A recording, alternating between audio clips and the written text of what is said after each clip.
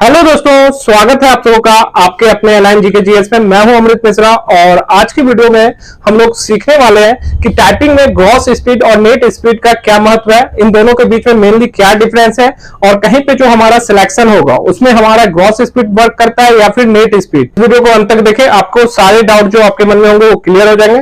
और चलिए दोस्तों, टॉपिक को शुरू करते हैं। दोस्तों, बात करें सबसे पहले टाइपिंग में जो चीज आपको समझना है वो चीज है आपका की स्ट्रोक या कैरेक्टर।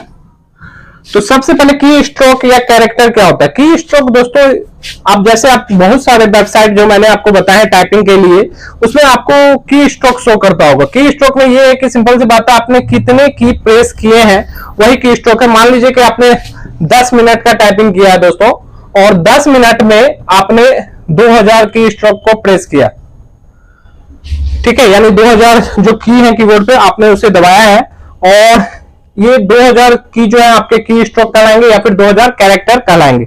अब बात आएगा कि सिंपल सी बात है, की स्ट्रोक से वर्ड किस तरीके से कैलकुलेट किया जाता है। तो की स्ट्रोक से वर्ड कैलकुलेट करने के लिए आपको सिंपल सा बात है, पहले मैं एक सेंटेंस लिख रहा हूं, उसे आप देखिए।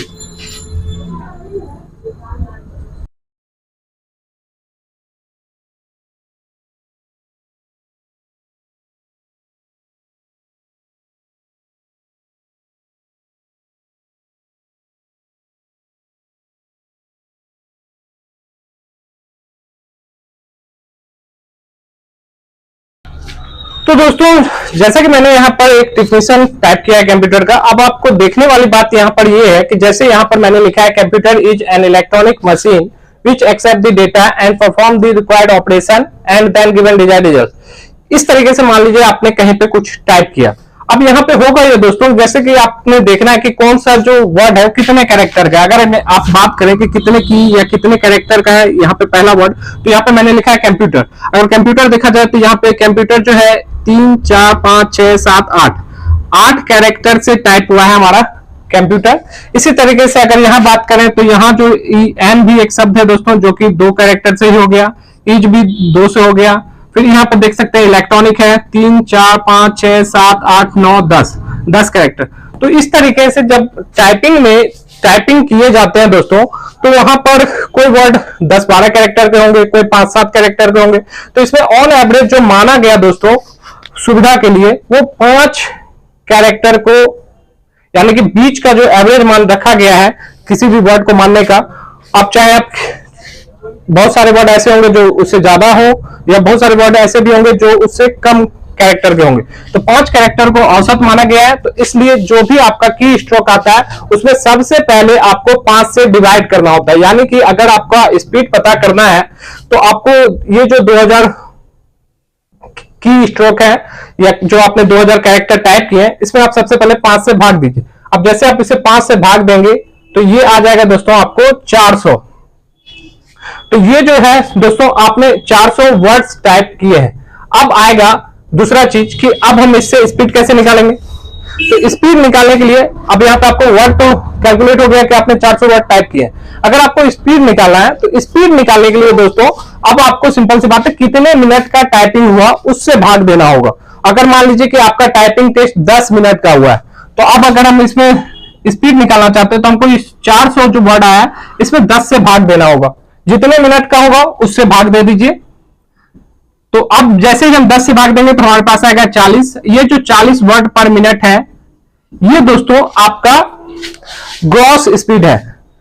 जी हाँ दोस्तों, ये आपका ग्रॉस स्पीड है। अब ग्रॉस क्या होता है, अब हम इस पे समझ लेते हैं।